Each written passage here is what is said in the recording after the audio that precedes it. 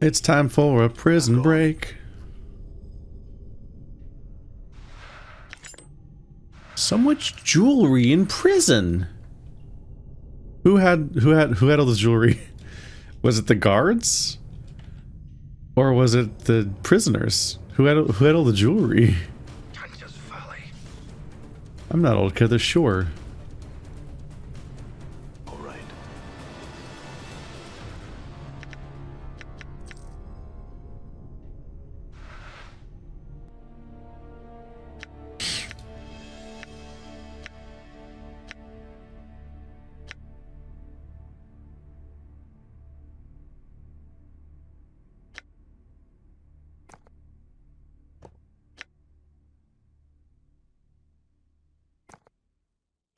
That's a blood charm. Civil bracelet. I think it's time to make an executive decision. I'm sick of this shit.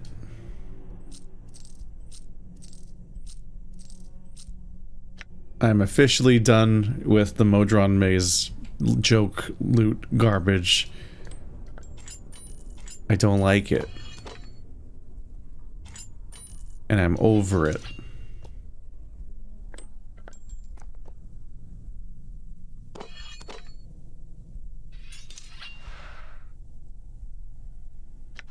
This is about the, yeah, it's about the traps.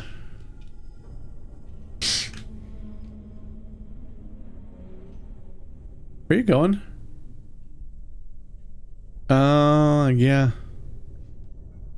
There's a wall here, so these are two separate. These are separate.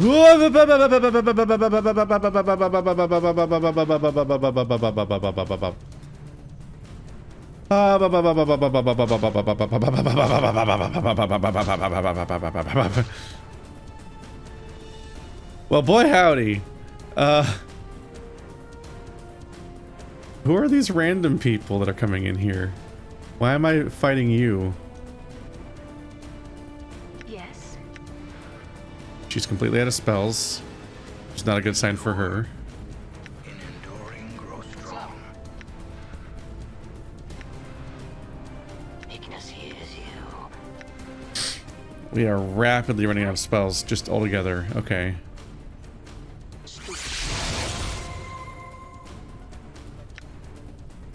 I hear your words. Power of one.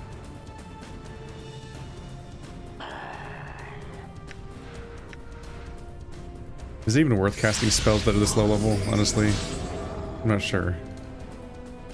Damn it. How may I have pleasure? Please don't stand in front. You're the one that dies quickly. I will. You guys even attacking anything? I don't think they are.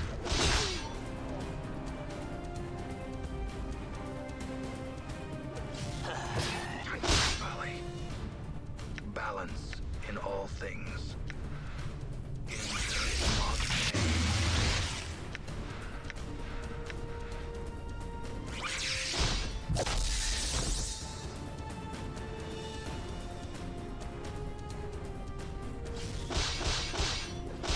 Die.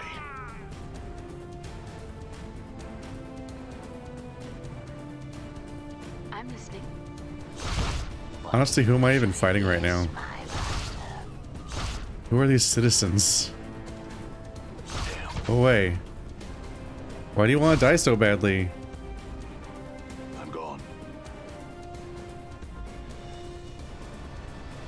Okay, are there more? Done.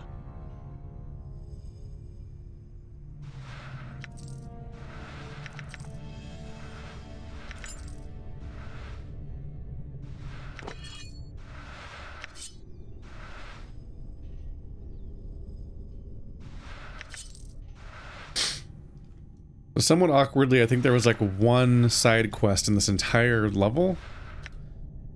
And that side quest determines whether or not one character or the other gets put in prison.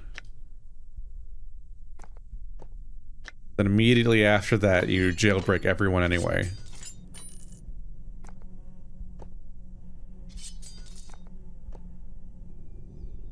So it doesn't seem terribly relevant at that point either way.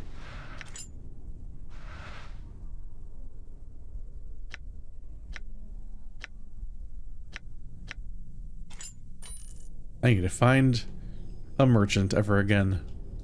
All right. Officially gone long enough without merchants. Okay, so much of them didn't even follow me. Why are the cursed citizens and the cursed guard on the same team? Aren't the citizens prisoners of the guards? Why are they working together on one team? Definitely seems like they should all be hitting each other. But instead they're aggroing on me.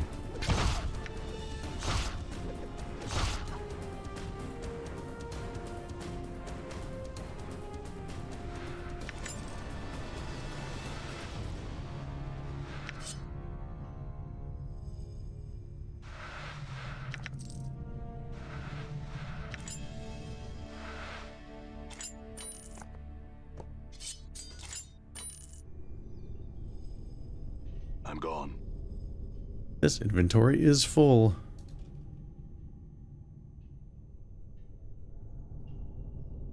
Alright, let's get back to John Delancey, if that is his real name.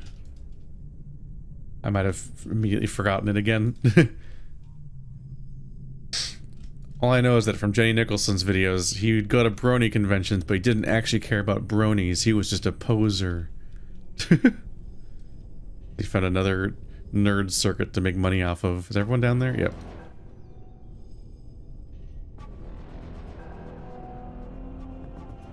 You have another question?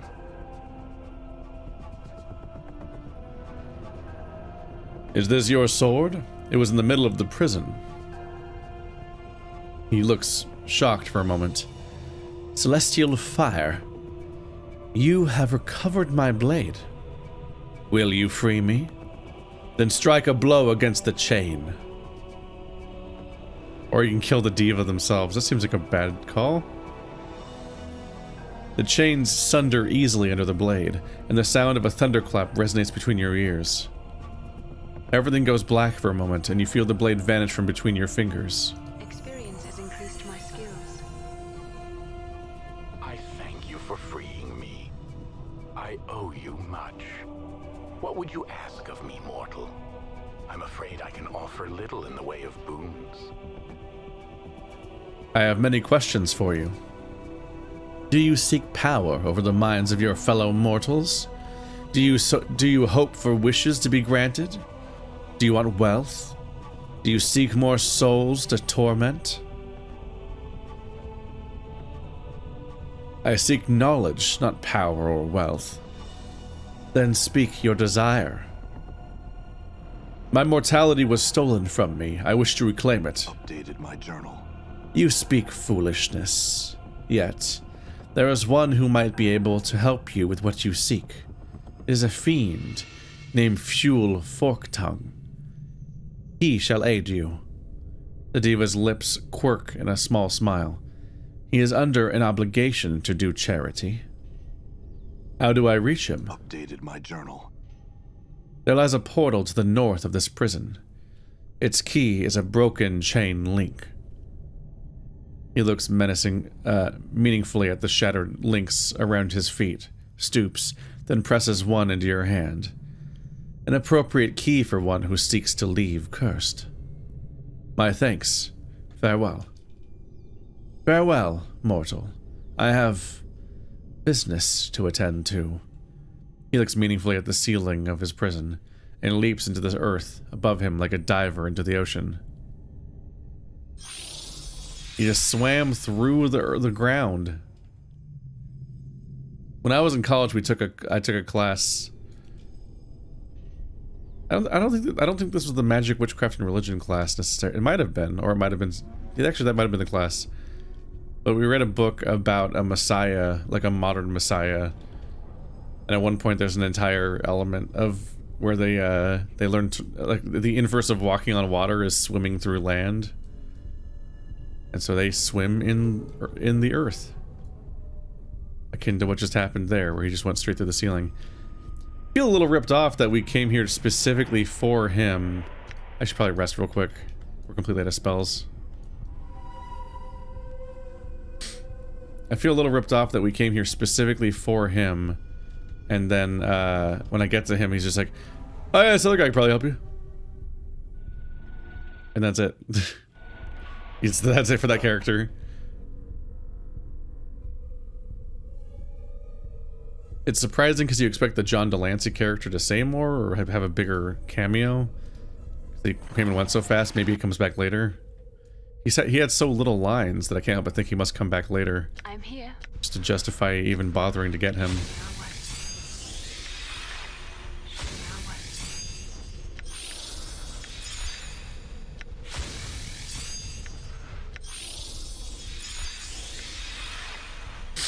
But we were sent here by Ravel, who seemed pretty sure that he would know. And he must have been here for a while because she's been imprisoned for a while. That doesn't necessarily mean that she doesn't have any new information, though, since she apparently manifests as other characters somehow outside of her prison. But after all that build-up and doing an entire zone just to get to this guy, he's like, yeah, just go over there. That can probably help you. Probably. You know, yeah. When he himself is like, you speak madness. Like, what? Wait. He's like, you don't know? You don't know? Like, the way that he's like, you speak madness and doesn't even, like, confirm any knowledge whatsoever of my entire condition or problem makes me worry that he's just completely a dead end and he's just throwing us at someone else just to get us out of his hair. It's like, we just went through this whole zone for, like, the last 5 hours for this guy and it's over that quickly? The portal or the door? There's a portal and a door. Vhailor?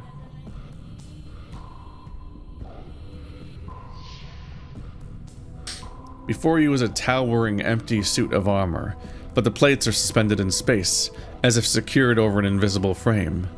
Red veins run across the length of the metal greaves, and a huge, double-edged executioner's axe rests in his hand. Engravings decorate the surface of the armor, the most prominent of which is a crimson serpent with its wings outspread. Vhailor. You don't know where the name comes from, but you know it belongs to the armor. You barely whisper it, but it echoes strangely in the chamber. The air stirs, just enough to get a crawling sensation swimming through your skull and a knot to tighten in your heart. Try and recall the memory. As you stare upon the suit of armor, the shadows beneath the visor take shape, coalescing into the features of a powerful, ebony-skinned man. His eyes are like fires, and he bears numerous scars. Was this Vhailor when he wore flesh? He seems hauntingly familiar, both as a suit of armor and as a flesh and blood human. Examine the armor. The armor is archaic, and the shoulder blades are just that, a great ridge of blades sprouting from the shoulder plates.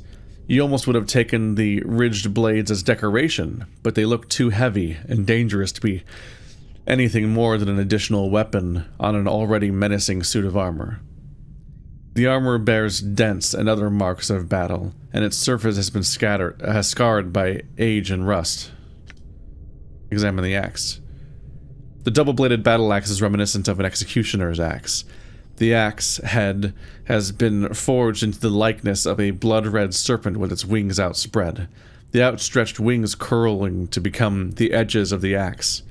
The axe itself is huge. Even wielded two-handed, it would require tremendous strength to use effectively, yet it rests in the disembodied gauntlet of the armor, almost casually.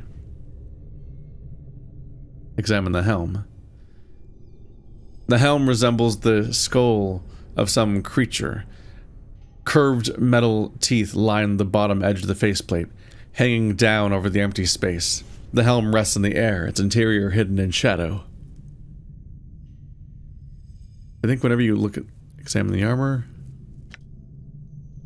Okay, yeah, whenever you examine any of these, it then gives you the option to try to take it. Vhailor. Vhailor. Awaken. Ah! There's a flare of brilliant red light from beneath the helm, lancing out to almost blinding. You shield your eyes from the glare. When you uncover them, you see two embers burning within the shadows of the helm. I have awakened. The voice is spectral, hollow, and echoes within the suit of armor. It is not a human voice. It feels more like a force. A presence. It doesn't sound like anything alive. Or like anything you've ever or like anything that ever lived. That's a bit of a presumptuous claim about all of existence. Who are you? Updated my journal. I am Vhailor. What are you?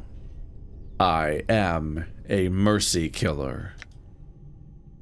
As Vhailor pronounces the word mercy killer, Anna and Morte stiffen.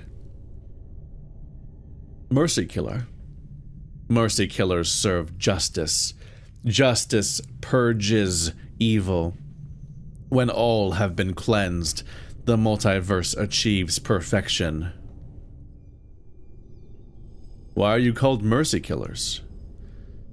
Mercy is a shield used by the weak. Mercy is weakness.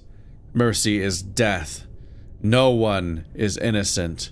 Mercy killers slay mercy and its whores wherever their plague has carried them.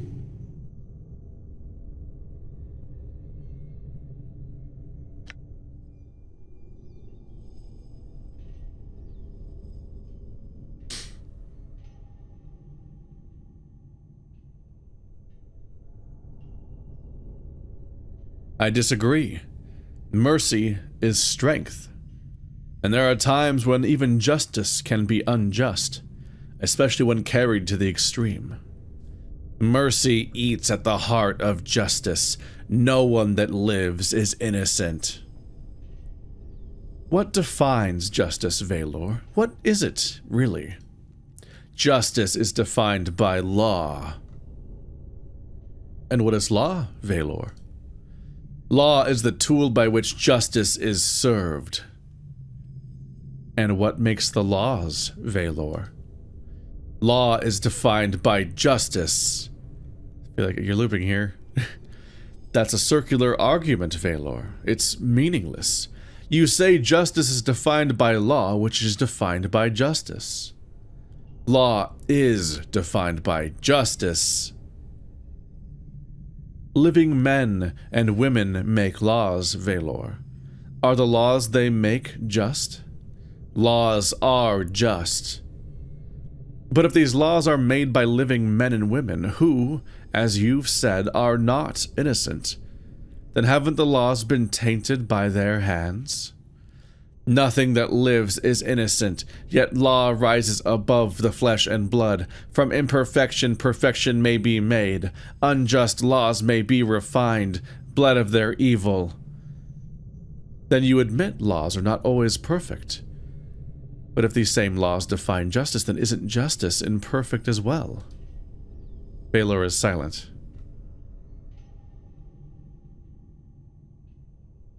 Oh my god, you can go all in. Vhailor, there is no justice. All you do in the name of justice is meaningless. Your life is meaningless. You didn't need to add the last bit, but the embers in Vhailor's eyes flicker and then flare. Your words are nothing to me. You seek to sway me from the path of justice. He raises his axe menacingly. I shall see you punished. Vhailor, wait, don't do this. Owie! All right. Owie, owie, owie, owie. Axe again. No. No. Alright, let's look at, go open Google. Planescape, Torment, Vhailor, Keith David. It's voiced by Keith David.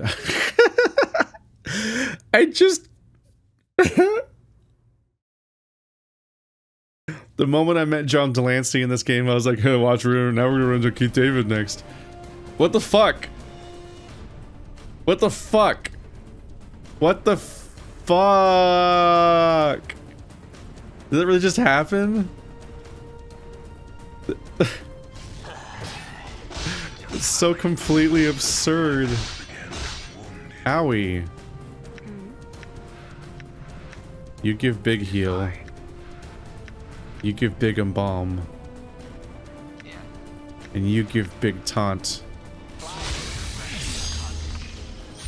Oh, he's dead.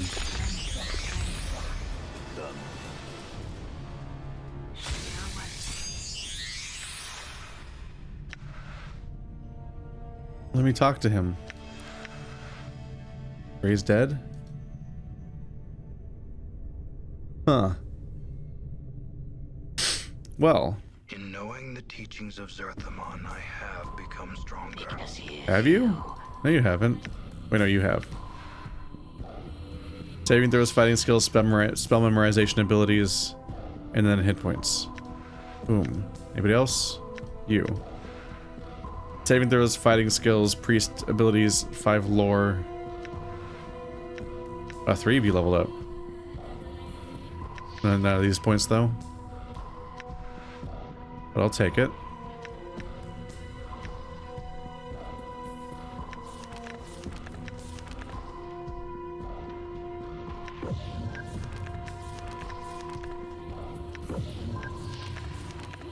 Whoa. Guardian Mantle's really high level.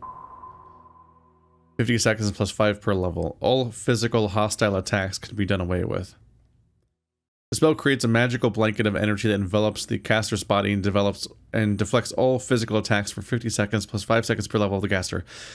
All attackers must make a successful saving throw versus spell of -4 penalty in order to break through, and otherwise their attacks are thwarted by the mantle. They can still attack and do magic. It's a huge defensive spell. Now I can cast Fire and Ice twice. Alright, if he's voiced by Keith David, he's probably a party member. So I probably shouldn't provoke him into death. But I was amused by the fact that you could just point out the flaw in the very concept of justice, and then he just fucking disintegrates, basically. And by disintegrate, I mean we murdered him. Updated my journal.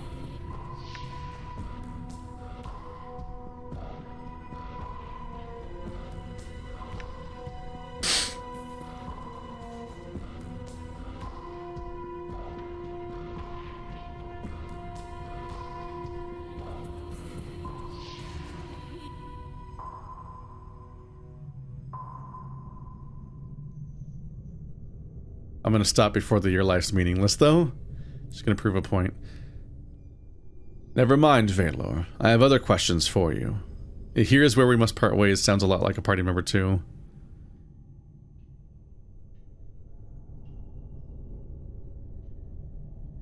You say you serve justice, Vhailor. How? Justice uses mercy killers as her eyes. Justice uses mercy killers to dispense her will. When sentence is passed, she lends us her strength. Strength? How? The strength of justice depends on the harm of the injustice has caused. So the greater the injustice, the greater the crime, the more strength justice lends you? When the injustice is great enough, justice will lend me the strength needed to correct it. None may stand against it. It will shatter every barrier, sunder any shield, tear through any enchantment, and lend its servant the power to pass sentence. Updated my journal. As Vhailor intones the words, a crawling sensation passes through your body, so strong it makes you shiver. You've heard these words before, and you know them to be true. Know this, there is nothing on all the planes that can stay the hand of justice when it is brought against them. It may unmake armies. It may sunder the thrones of gods. Know that for all who betray justice, I am their fate, and fate carries an executioner's axe. I see. No, you do not see. Vhailor's eyes burn like 2 torches in the shadows of his helm.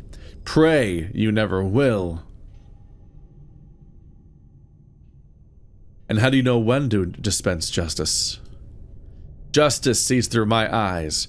The eyes of a mercy killer can see the cracks of weakness, the fragilities, the wounds of mercy upon the heart. In seeing, I know the guilty. I know their fear.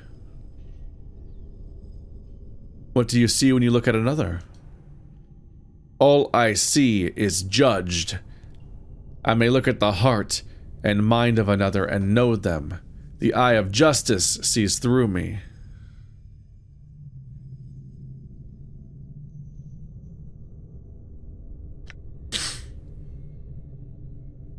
What do you see when you look at me? As Vhailor's burning red eyes fall upon you, you feel them tearing at your skin, blistering it, then peeling it back. But there is no pain, just a wash of dizziness and a sense of drowning. As his eyes burn into you, you feel a memory stir. The burning red eyes grow brighter, to almost blinding. Then you are facing Vhailor, but where there was hollow space before, there is flesh. A scarred, ebony-skinned man glares from beneath the helmet, his eyes like fires as he regards you. The armor is gleaming, his face is locked in fury. He has come for you.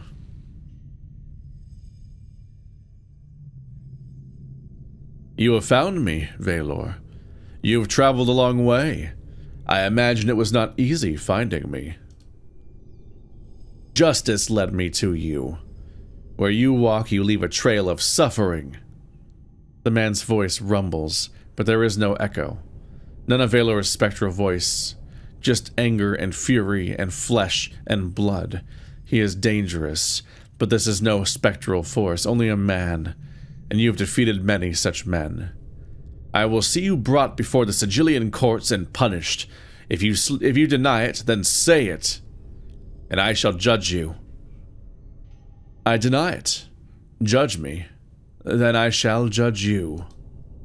Judge me?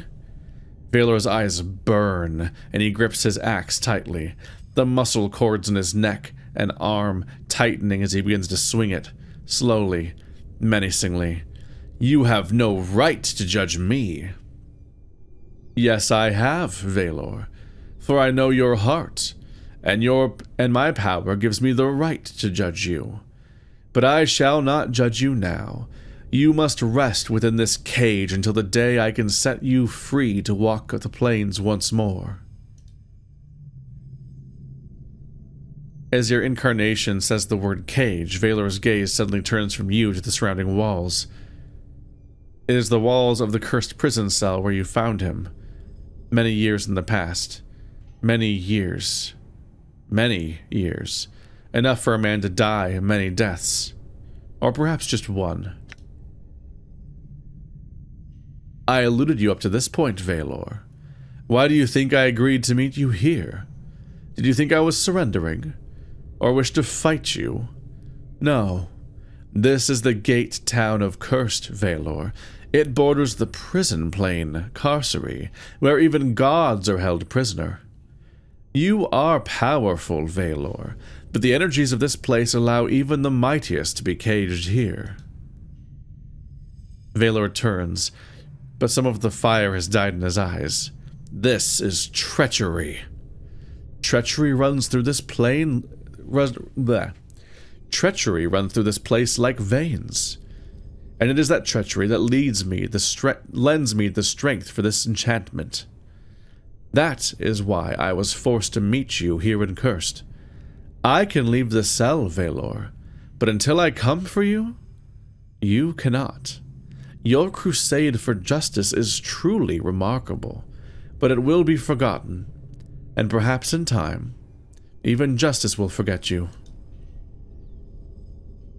You go beyond denying yourself justice, but you are denying my crusade. I know of your mission, but that will have to wait until I am done with my mission, and this is the second time you have found me and attempted to judge me. I will not allow it to happen a third time. Vhailor says nothing. Never have you sounded so final. You are pronouncing a terrible judgment on him, a judgment that carries no justice at all. I am immortal, Vhailor, but you are a strange one.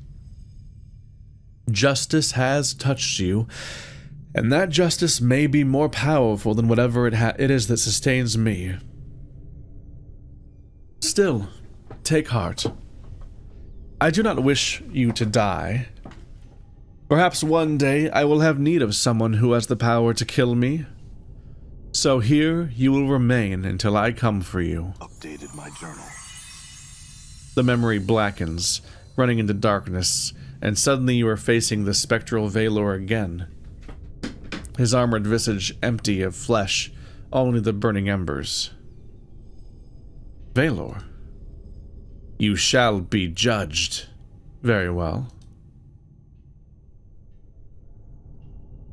As Vhailor's burning gaze falls upon you, you suddenly feel a strange sense of detachment, almost as if you were stepping back outside your body.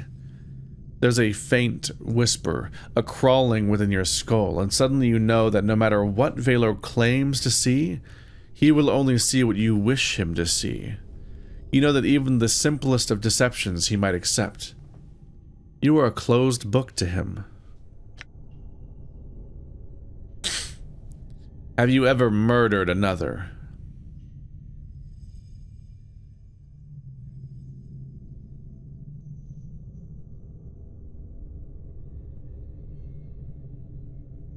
No. Have you ever committed injustice to another? No. Have you ever wronged another? There's so much opening to admit to so many past things. I wronged Ignis, I wronged Vhailor, I wronged Dianara. No, I have not. I have never harmed another in all my lifetimes. Vhailor stares at you, his eyes burning brightly.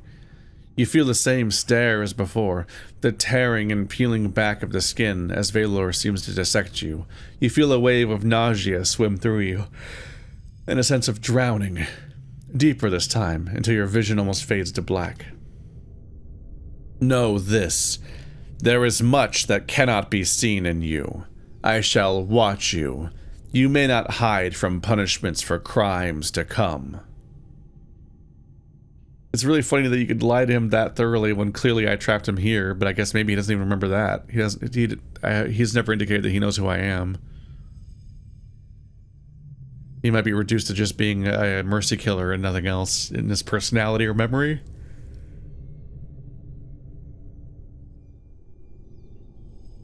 Very well, Vhailor. We shall consider this settled for the moment. I have some questions for you. Ask. I shall answer.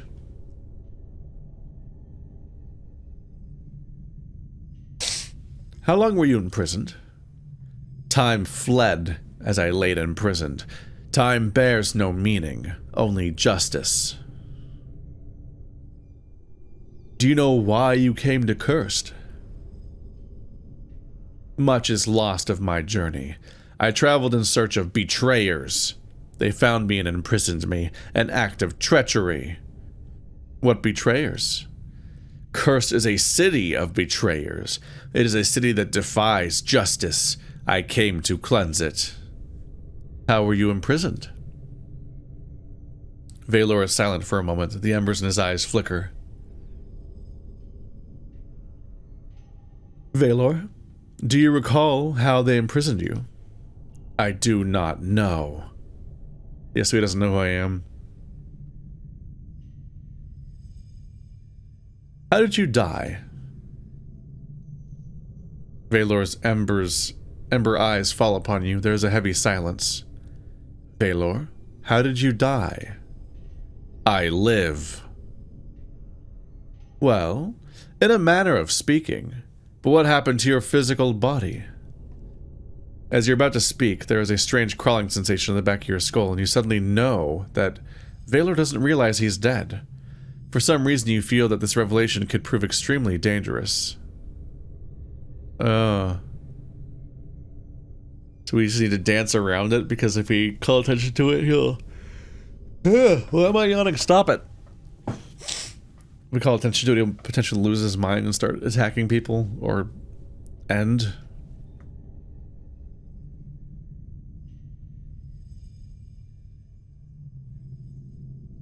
You say you can see the hearts of others, Vhailor. How? I'm a little worried that something bad might happen if I check. Maybe I should save first.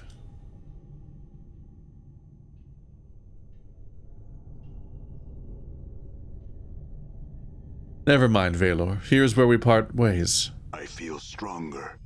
Hey. Ding. Weapon proficiency slot. +1 strength and constitution from specialization bonus and 3 hit points. Damn. And I have a bonus here too.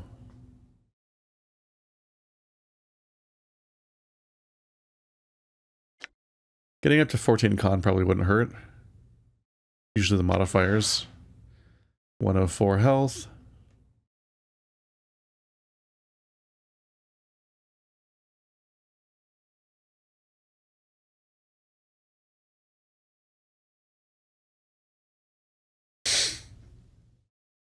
I assume I must have hit the threshold that makes me a proper fighter now. They kept talking about some kind of, like, milestone I had to break through.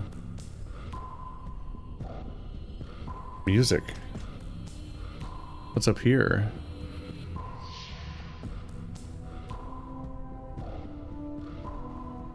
Reach level 12 in a fighter class before any other class.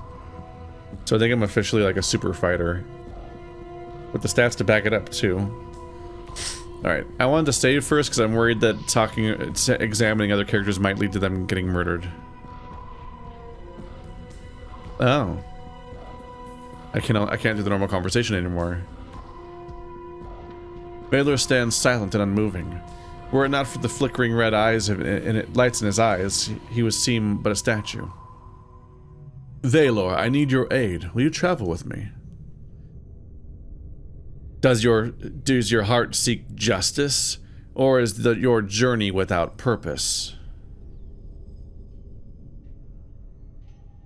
I seek knowledge of myself, Vhailor, and if there is justice in the knowing of it, then I shall find that as well. Vhailor's ember eyes fall upon you. There is a heavy silence. I will join you. Your will is an inconstant thing, but I shall teach you of justice. I shall teach you of the slaying of mercy. Very well.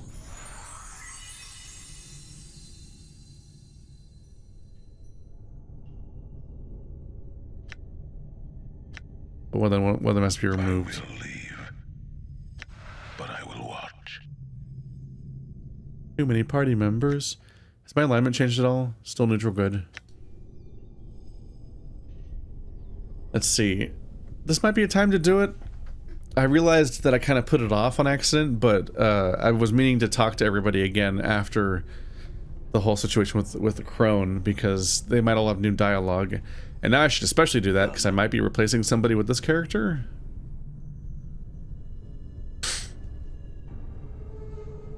We need to get rid of Ignis. He's a burning crackle house. I was literally about to voice that, funnily enough, saying to get rid of Ignis. I'm like, should I get rid of the character who does the least for me combat-wise, or the one that does the least for me story-wise? Like, Ignis gives me nothing. He just floats around and basically doesn't even say sentences. But he does have a bunch of explodey spells. Whereas, I don't have a super specific weak point. A more dedicated frontline combatant might be a better person to have in the party than Anna. Since, was it Darkon? Dakon. Dakon also has all these buffs that are helpful to have. And so does, Falls from Grace. Anna specifically stands out in that she has 0 combat abilities during actual fights. So she just auto attacks.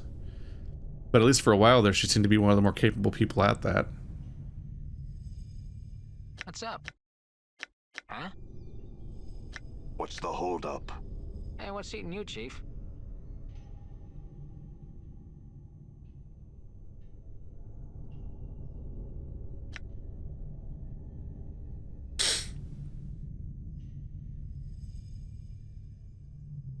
You said you were a Mimir, right, Mort?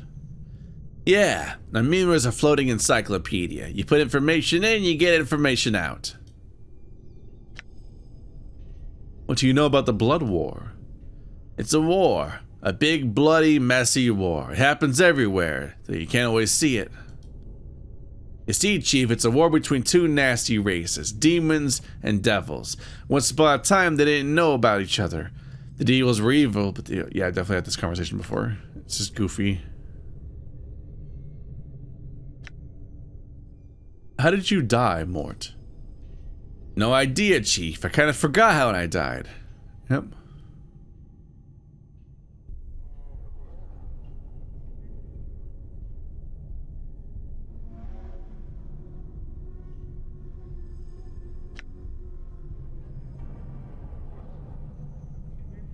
What do you think we should do next? Well, here's how I see things. You got me, Chief. This is all your show. I'm just following you around. Alright. So basically no dialogue. Yes?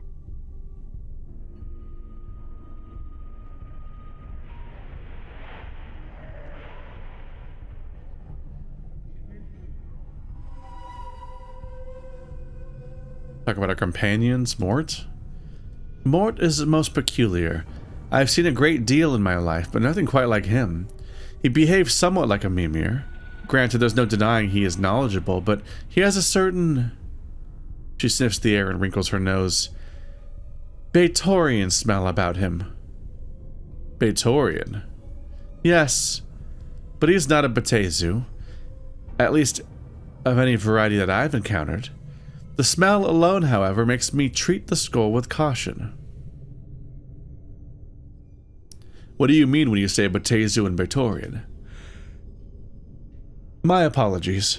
Vhailor is one of the Outer Planes, the home of a race of fiends called the Btezu. They are evil creatures, yet they are organized and lawful in many of their behaviors. Some might call them devils. They believe in contracts and hierarchy. In many ways, they are like evil bureaucrats. What were you saying about a Vhailorian smell?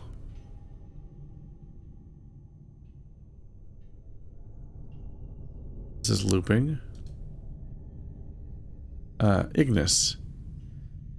You would be wise to travel with him no longer. He is insane, and he has proven capable of great acts of destruction. As I understand it, he was transformed into a conduit of the elemental plane of fire.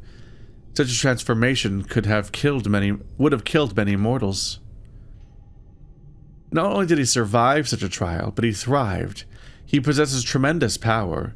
Should he be forced into a confrontation, I would fear for the chances of anyone who stood against him. I pray it does not come to that. If Ignis is so powerful, why doesn't he just attack everything he sees? Why does he even travel with us? I do not know. But I do not think it is because he likes our company. In fact, I think he considers all of us irrelevant, except for you. I think it's because I was his teacher in the past. You were his teacher? Yes, one of my previous incarnations taught him the art, but I don't think it was a kind lesson. I think in some dim way he still considers me his master.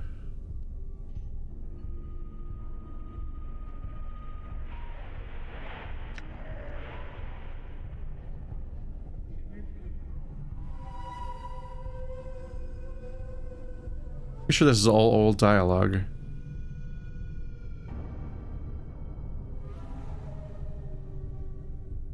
See, I think I did ask about everybody. I don't know, maybe myself?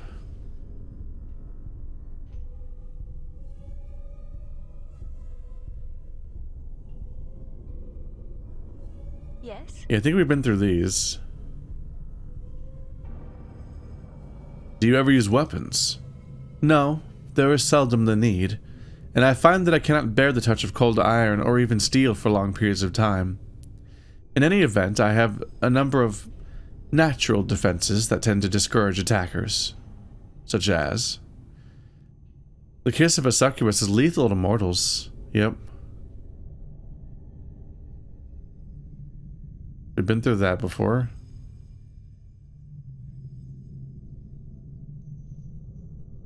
When we were in Ravel's maze, Ravel said you were tormented. Are you in pain? Fall from Grace is silent for a moment, her gaze becoming distant. When she turns back to you, her eyes are a strange shade of azure, a shade that speaks of sadness and tears. Ravel sees much with her black, brambled eyes, some things which are hidden to another's eyes, even things about their own natures. She shakes her head slowly.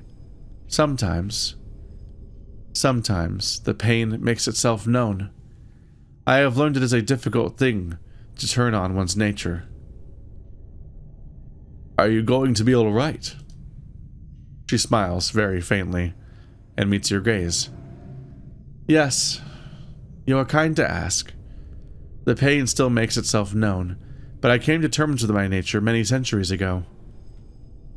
Very well, Grace stops you before you continue. I thank you for asking about my well-being. Your concern is not unwelcome.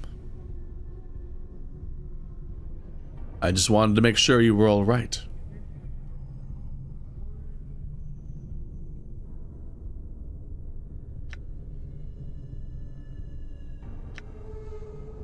Hey, what's eating you, Chief? I was double checking. So she has dialogue about Ravel, but he doesn't. Maybe everyone else might.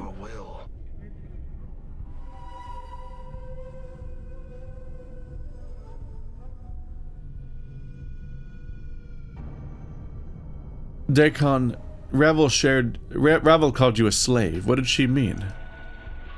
The hag. She knows nothing. Dakon's blade ripples, and you watch the edges become grayed and dulled. His face clenches, and he speaks through his teeth.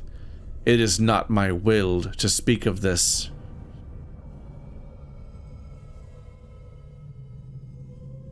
I want to hear you speak of it. In fact, Ravel said a number of things in that conversation which interested me. Know that your will is my will. When you speak, know I must hear you. Know that your words may stay my blade or guide it to the throat of another. What? But why? Dagon seems to look through you, as if meeting your gaze is unbearable. Your path is my path. I am chained to you. You're my slave. At the word slave, Dakon's face collapses in pain, as if he was struck. It is as if the word was a dagger, stabbing at the core of his suffering. But why, Dakon? Know it is a long tale, and know that nothing is gained in the telling. I would hear it. Updated my journal. The people do not allow themselves to be enslaved to another in deed or chains. If we find ourselves in such a cage, we act to free ourselves, even if it means we must endure another cage for a time. You performed a great service for me. In doing, you enslaved me. I acted to free myself. Know that I surrendered my word and myself to act in your name until your death. But I can't die. That was not known to this one. I surrendered my word to him. I surrendered myself. Know that there is now nothing left that I may surrender except my life. Know that I will follow you only so I might die.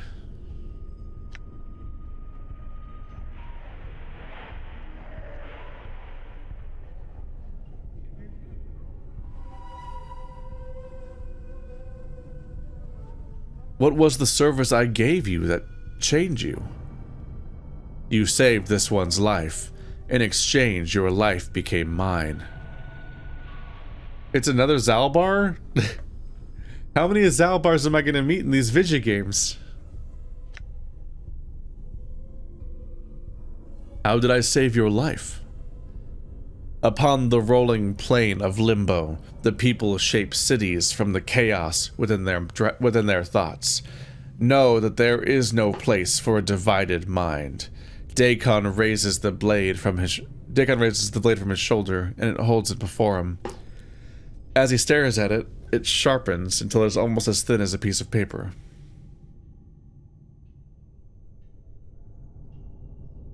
A divided mind is an unfocused mind. A divided mind fractures walls and weakens stone. As Dagon speaks, the edges of the blade corrode slightly, the metal misting and melting along the edges. Many divided minds may destroy a city. Long have I known the words of Zerthamon. Through my voice, many have come to know the words of Zerthamon. The Zerth protect the community from all threats, whether to the body or the mind. They are the guiding stones in the chaos. So it came to pass that I spoke the words of Zerthamon without knowing the words of Zerthamon. It came to pass that I no longer knew myself. So you doubted the words? No. Dakon's voice is edged and his blade sharpens in response. I knew the words, yet it came into my heart that perhaps others did not know the words of Zerthamon. Did not know the words as Zerthamon knew them, and so division formed. As my mind became as two. As my mind divided, those that looked to me as a guiding stone became divided. Many scores of Githzerai, many hundreds of scores of Githzerai, doubted. Vhailor died that day. So, those that followed you came to doubt the words as well, and the city was weakened. Like, was it a border city? Is that what this means by it fell? The enemies of Zerthamon came. Know that their hatred of his words and the people lent their blade strength. Know that they sensed the weakened city, and they brought war with them. Many Githzerai drowned in the chaos and beneath the blades of our enemies. Small beads of metal appear on the surface of the blade, as if it is blistering. Know this happened long ago. I think this is all old dialogue, but I got here from new dialogue, I thought, because it's supposed to be new information that I saved him. What happened to you? As I fell from the walls of Vhailor, know that myself was broken. My blade was missed, my mind divided. I was adrift upon Limbo's seas, and I wished to drown. I died for days, my mind awash in division. When death finally came to me, it wore your skin, and it had your voice. So this is the new part, I think. Me? You ask that I hear you. As Dagon says the words, your vision bleeds outwards, and a crawling sensation that begins to worm its way through the back of your skull. You feel nauseous for a moment, and your vision is suddenly as chaos, smeared, twisted, and you are someplace else, someplace in the past. Everything around you is in turmoil. Your vision is hazy, swirling, dizzying, all at once. There is mist, pockets of fire, islands of mud, stone, and ice-covered rocks swimming through the plain like fish, impacting and dissolving, droplets of water arcing throughout the howling air and lashing your skin like teeth. You choke back your nausea, and you steady yourself. This is the plane of limbo. All is chaos, nothing is stable. You focus on the dying man that lies before you. It is why you have come to this place. Examine the Zerth, see if he still lives. The man is a Githzerai, his body embedded in an earthen pocket that swirls around him. Unconsciously, he has formed a grave from the elements. And though bits of fire and water lick at his face, he does not respond.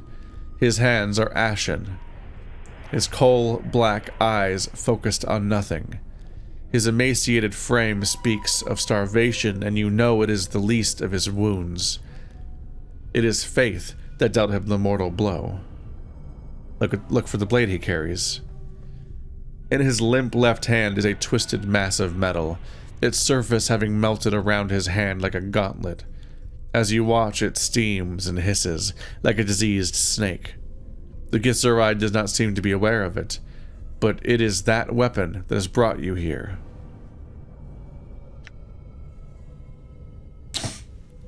Daikon Zerth of Shractalor Drowning, last wielder of the Karok Blade, know that I have come to you with the words of Zerthamon, carved not in chaos but in stone, carved by the will in an unbroken circle. At the word Zerthamon, Daikon's eyes roll in their sockets in the attempt to focus on you. With effort, he cracks his mouth to speak, but only a dry hiss emerges. You bring forth the stone from your pack and hold it before him so he can see.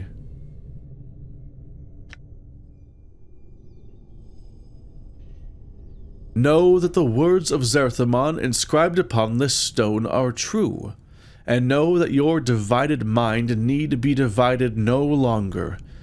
All you must do is take the stone, and you shall know yourself again. Daikon's eyes flicker over the unbroken circle of Zerthamon, and for a moment you think he might be too close to death to recognize it. Then the right hand twitches, and pulls it slowly from its earthen prison.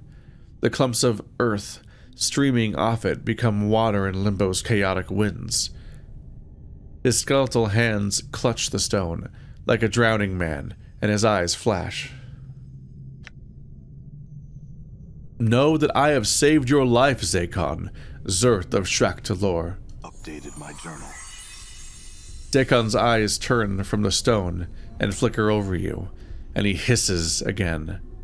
Too dry for a moment to muster the words. He blinks, slowly, then speaks, his voice barely above a whisper, but the words are what you wanted to hear. My life is yours, until yours is no more. Close your eyes, return to the present. Daikon is silent. I heard your words. The chaos in my mind became still. I knew myself again. So you got the circle from me? Updated my journal. Yes. In knowing its words, I knew myself.